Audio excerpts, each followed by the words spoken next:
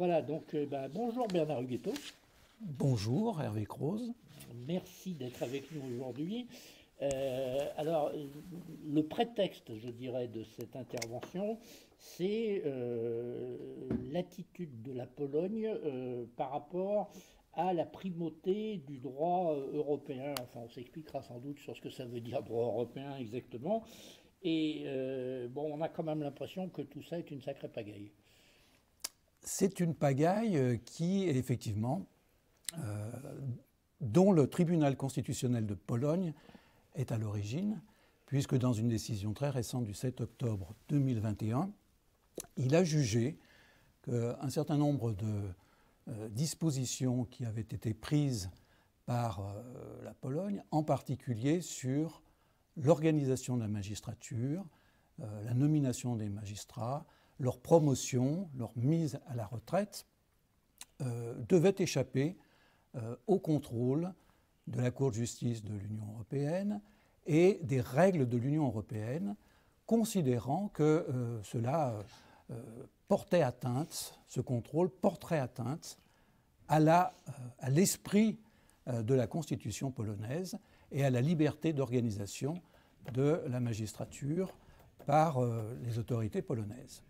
Alors, c'est une décision qui n'est pas complètement nouvelle parce qu'il y avait déjà eu quelques décisions d'autres cours constitutionnelles européennes un peu dans le même sens, notamment une décision du tribunal allemand, constitutionnel allemand du 6 mai 2020 qui également contestait une décision de la Cour de justice de l'Union européenne. Ça contrevient directement, effectivement, à un principe constant qui est appliqué depuis 60 ans, qui est le principe de la primauté du droit européen, on appelait ça avant le droit communautaire, sur les dispositions de droit national. Mais ça paraît quand même assez naturel, non, comme réaction, la réaction des Polonais, la réaction des Allemands, c'est-à-dire on est chez nous, quoi. Alors, cette réaction est peut-être naturelle, mais elle est en contradiction avec l'esprit et la lettre des traités européens. Il faut peut-être rappeler comment a été créée l'Union européenne et comment elle fonctionne. L'Union européenne a été créée par le transfert volontaire des États fondateurs et de tout État adhérent d'un certain nombre de compétences, qui sont des compétences des États, au profit des institutions européennes, au profit des institutions communautaires. Et à partir du moment où on a décidé d'adhérer à l'Union européenne, on souscrit bien sûr explicitement à cette règle. Donnons quelques exemples. Il n'est pas possible de créer ce qu'on a appelé le marché commun, qui est un marché donc commun sans frontières, sans décider que des règles communes vont s'appliquer dans les domaines strictement attribués aux communautés européennes, désormais à l'Union européenne, c'est-à-dire l'union monétaire, l'union douanière, la politique de concurrence et la politique commerciale commune. Si on a des règles qui sont fixées, mais que chaque État se réserve des exceptions propres, on détruit complètement le fonctionnement de l'Union européenne.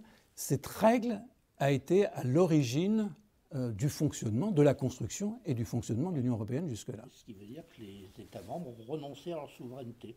Les États membres ont, pour partie, renoncé à leur souveraineté dans ces domaines-là par les traités de l'Union européenne. C'est évidemment ce qui résulte de l'adhésion à l'Union européenne. C'est un transfert de compétences au profit de l'Union européenne. Donc ils ont accepté une certaine limitation de souveraineté, mais bien sûr, ils participent eux-mêmes à la création des normes juridiques qui vont s'imposer à tous. Ils participent parce que chaque État est représenté au Conseil de l'Union européenne, chaque État a un commissaire européen, chaque État a un juge à la Cour de justice et les États sont tous représentés très largement au Parlement européen. C'est peut-être une question très technique, mais quel rapport avec la carrière des magistrats? Pourquoi est-ce que l'Union européenne se mêle de la carrière des magistrats polonais? Parce que parmi les règles de l'Union européenne, et en particulier à l'intérieur de la Charte des droits fondamentaux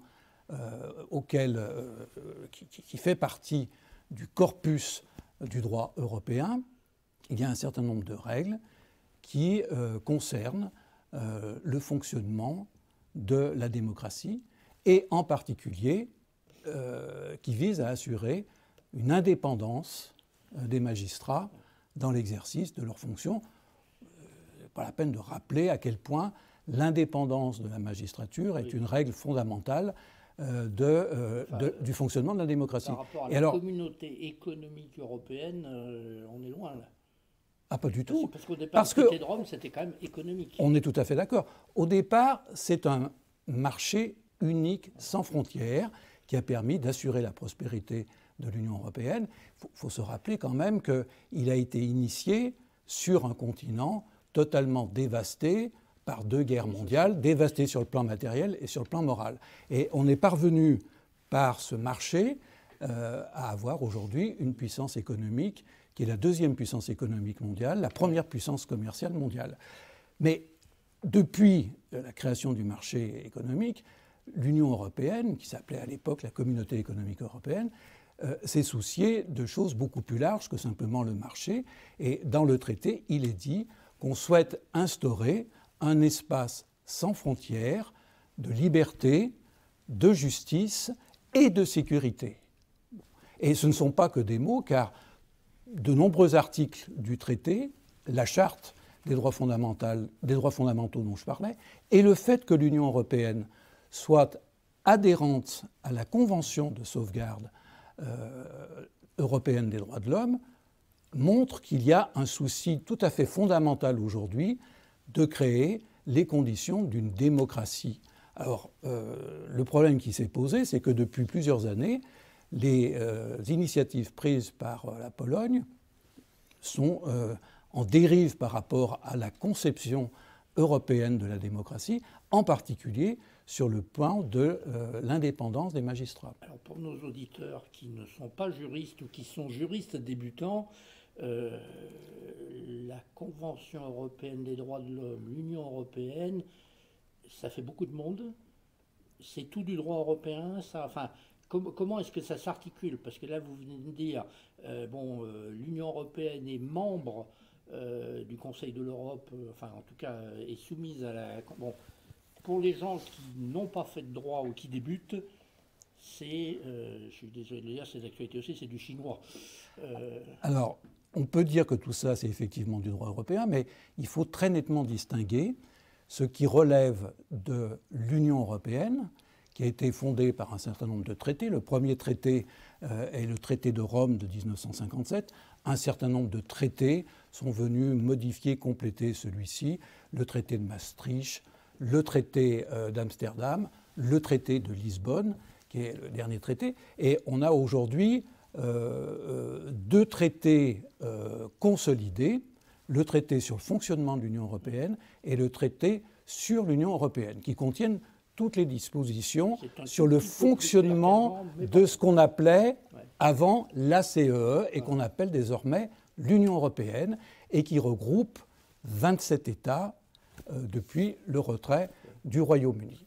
À côté de cela, il y a une institution qui s'appelle le Conseil de l'Europe, qui est beaucoup plus large au point de vue de la participation des États, qui ne concerne donc pas que strictement les États de l'Union européenne. Par exemple, la Russie est adhérente, la Turquie est adhérente, et ce Conseil européen a élaboré une convention de sauvegarde européenne des droits de l'homme, on l'appelle européenne parce que c'est sa désignation géographique, auxquels sont adhérents les membres donc, du Conseil de l'Europe, et qui comporte une cour laquelle siège à Strasbourg. Il ne faut pas confondre avec le Parlement européen qui siège lui-même à Strasbourg. et qui peut être saisie par les États, par les particuliers, lorsque on considère qu'un État comporte une législation ou commet des actes qui sont en infraction avec la Convention de sauvegarde en question. C'est une façon d'assurer de manière très large donc la préservation des droits de l'homme. Et l'Union européenne, en tant qu'institution, est elle-même adhérente au même titre que la France. Alors, on va revenir à la primauté de droit européen, mais je parlais des 3 villes parce qu'effectivement, pour ceux qui s'intéressent à tout ce qui est européen, il y a Strasbourg, il y a Luxembourg et il y a Bruxelles. Et effectivement, c'est difficile de ne pas se mélanger les pieds. Donc, à Strasbourg, on est d'accord, la Cour européenne des droits de l'homme. Le Parlement européen. Le Parlement européen qui voyage d'ailleurs. Qui voyage plus maintenant, je crois. En partie à Bruxelles. Il siège il voyage. à partir de Bruxelles. Bon, à Luxembourg, la Cour de justice de l'Union européenne. Et à Bruxelles, le siège de la Commission et un bout de Parlement.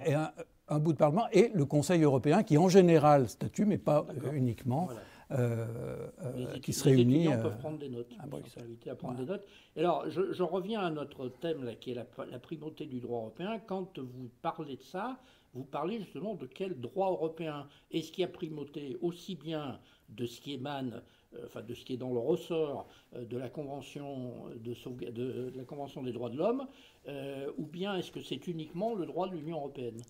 Alors, il s'agit là uniquement du droit de l'Union européenne, c'est-à-dire le droit issu de ce qu'on appelle le droit primaire, issu des traités, c'est ce qu'on appelle le droit primaire, donc ceux que j'ai mentionnés tout à l'heure, à la fois le traité sur l'Union européenne et le traité sur le fonctionnement de l'Union européenne qui contiennent tous les Lisbonnes.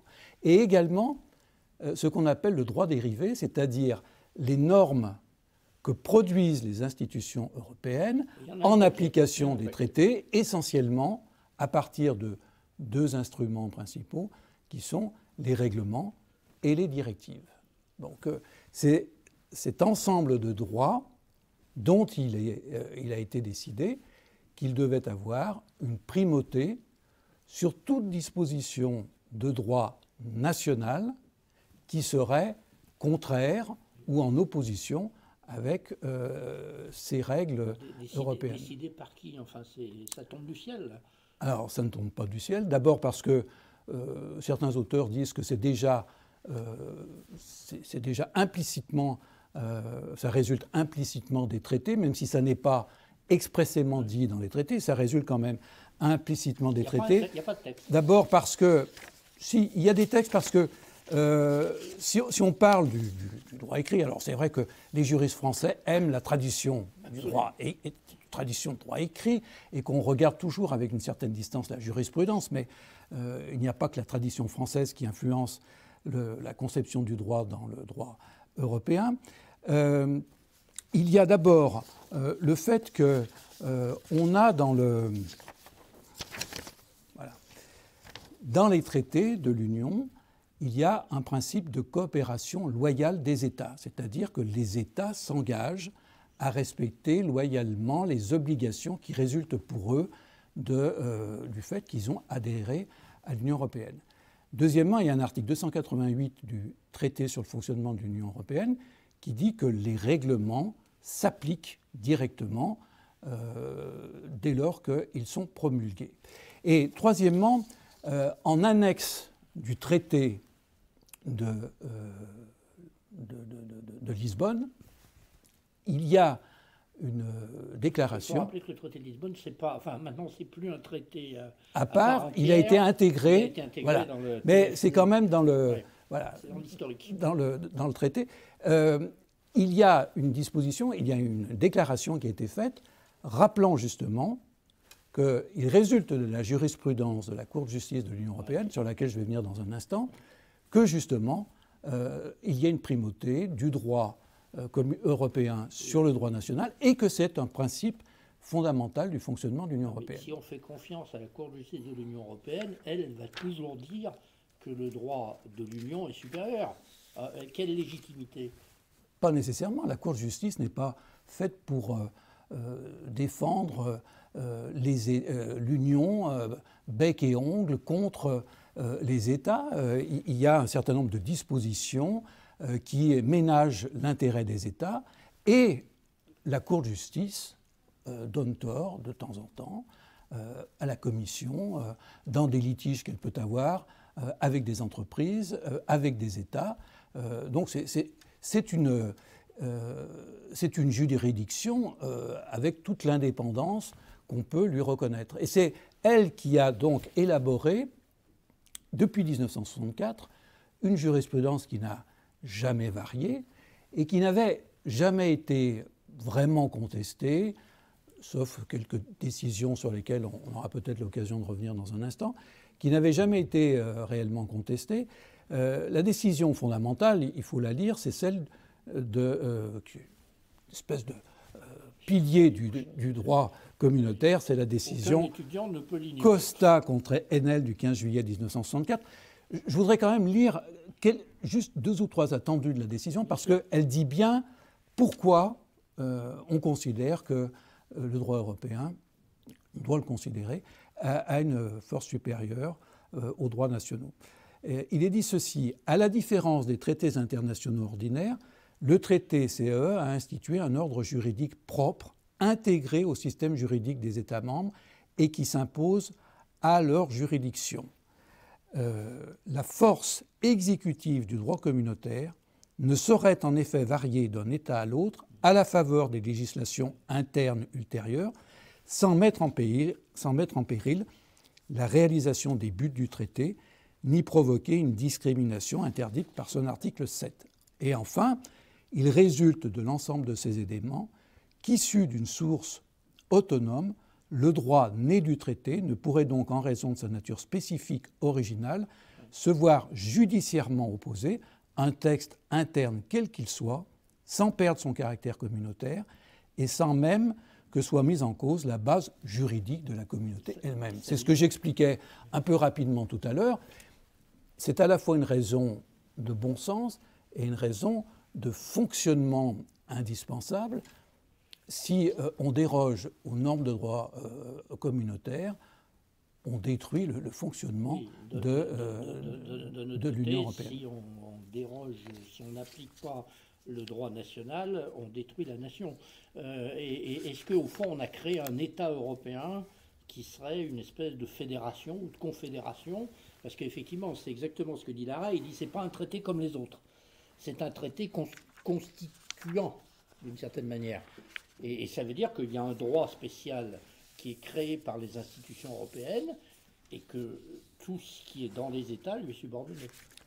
Alors, je crois que les spécialistes de droit public débattent de savoir quelle est la nature exacte, à quelle catégorie juridique appartient l'Union européenne.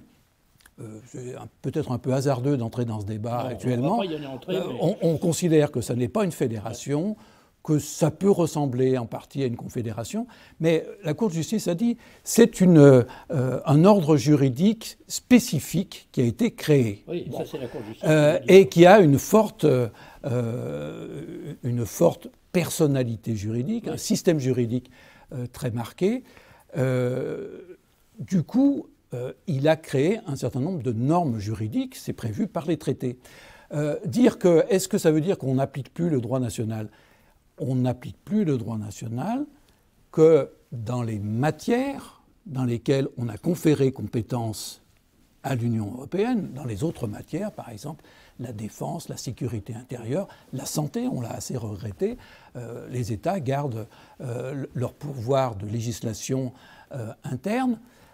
On n'applique le principe de supériorité que dans les matières qui ont été transférées à l'Union européenne. Alors, moi, j'ai le souvenir d'une chose, je ne sais plus si on en parle encore, qu'on appelle le 3e pilier, c'est ça, de l'Union européenne, le pilier sécurité, justice, etc. Parce que ça, c'était quand même pas dans le contrat de départ. Encore une fois, au départ, c'était un marché unique, donc on était dans de l'économie. Et là, maintenant, tous les secteurs de la société sont concernés par le droit de l'Union européenne. Pas tous les secteurs de la société. Bon, pas la défense, ceux qui sont strictement définis par Voilà. Ceux qui sont strictement définis comme étant transférés à la compétence de l'Union européenne par les différents traités. Alors, il y a des compétences exclusives, il y a des compétences partagées, et il y a des compétences qui sont celles des différents États. Tout ça n'a pas été imposé par l'administration bruxelloise, comme l'euro-bashing auquel on assiste quasiment quotidiennement sur les ondes des radios pourrait laisser croire. C'est le résultat de traités internationaux qui ont été librement ratifiés par les différents États, et pour ce qui est de la France, ratifiés bien sûr par le Parlement et examinés par le Conseil constitutionnel à de nombreuses reprises. Alors effectivement, en particulier, le Conseil constitutionnel français a rendu plus d'une dizaine de décisions concernant la primauté du droit européen, ce que ça impliquait et quel était son pouvoir de contrôle. Et il a quasiment systématiquement admis, puisque plusieurs décisions ont été rendues, au terme desquelles le Conseil constitutionnel a d'abord reconnu l'existence d'un ordre juridique interne et distinct de l'ordre juridique international, quasiment dans les mêmes termes que ceux de la Cour de justice dans l'arrêt du 15 juillet 1964 que j'ai rappelé tout à l'heure. Il a également reconnu la conformité avec la Constitution du principe de primauté du droit européen, tel qu'il est appliqué par la Cour de justice de l'Union européenne dans une décision du 19 novembre 2004. Donc tout ça ne date pas d'hier. Et en vertu de ces règles-là, alors il l'a fait d'ailleurs en se fondant sur deux dispositions de la Constitution qui sont l'article 55 de la Constitution, lequel rappelle que les traités ou accords régulièrement ratifiés ou approuvés ont dès leur publication une autorité supérieure à celle des lois, sous réserve pour chaque accord ou traité de son application, et l'article 88.1 de la Constitution qui dispose que la République participe à l'Union européenne, constituée d'États qui ont choisi librement d'exercer en commun certaines de leurs compétences en vertu du traité de l'Union européenne.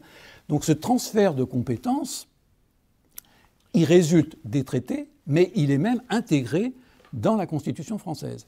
Et le Conseil constitutionnel a rendu les décisions dont je parlais sur la base de ces dispositions. Alors ça ne veut pas dire que le Conseil constitutionnel s'interdise définitivement tout contrôle du droit européen avec la Constitution française.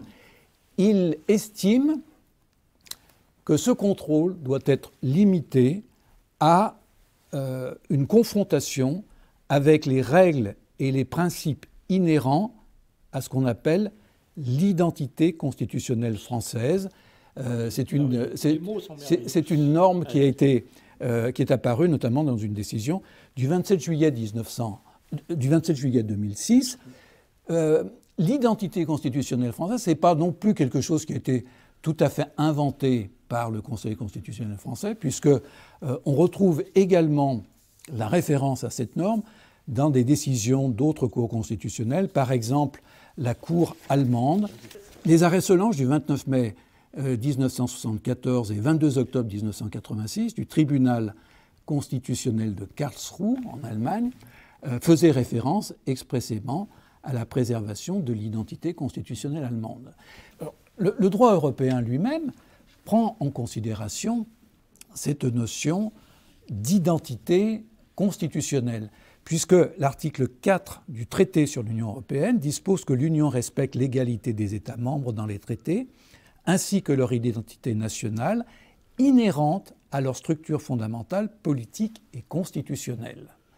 Et la Cour de justice a fait application de cette décision pour d'ailleurs marquer une limite ou une exception à la primauté du droit européen sur le droit national.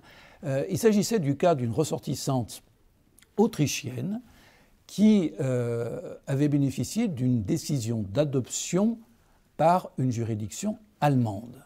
Et cette décision d'adoption avait la particularité de lui avoir conféré un nouveau nom comportant un titre de noblesse. Et elle avait demandé à son État d'origine, l'Autriche, d'accepter, d'enregistrer ce changement de nom. L'Autriche s'est opposée à cette demande en faisant valoir que son identité constitutionnelle s'opposait à la reconnaissance d'un titre de noblesse dans le nom, parce que fondamentalement, elle est attachée à des principes républicains. Eh bien, dans un arrêt de 2010, la Cour de justice à l'époque des communautés européennes, dans un arrêt Seine-Wittgenstein, a admis cette opposition de l'État autrichien et a accepté qu'on refuse de transcrire la décision allemande dans les registres autrichiens. Ce qui montre que le principe est un principe extrêmement important, fondamental. On peut le détruire et détruire l'Union européenne, le fonctionnement de l'Union européenne, si on le supprime, mais que c'est un principe qui admet un certain nombre de nuances par rapport à des intérêts fondamentaux des États membres. Alors supposons, j'ai envie de me présenter à l'élection présidentielle avec des idées plutôt extrémistes, et je suis président de la République française, je peux en sortir de ce piège ? Alors, c'est un principe fondamental du fonctionnement de l'Union européenne. La question, c'est là le que Brexit ou comme le Brexit. Voilà, c'est là que c'est très difficile. Ouais. On ne peut pas soutenir qu'on reste dans l'Union européenne et en décidant qu'on veut mettre un terme à ce qui est un de ses principes fondamentaux. Je veux dire qu'on ne peut pas être dedans et dehors en même temps. Mais on peut normalement en sortir à tout moment. De l'Union européenne, le Royaume-Uni a démontré ce qu'il en était avec les résultats qu'on sait.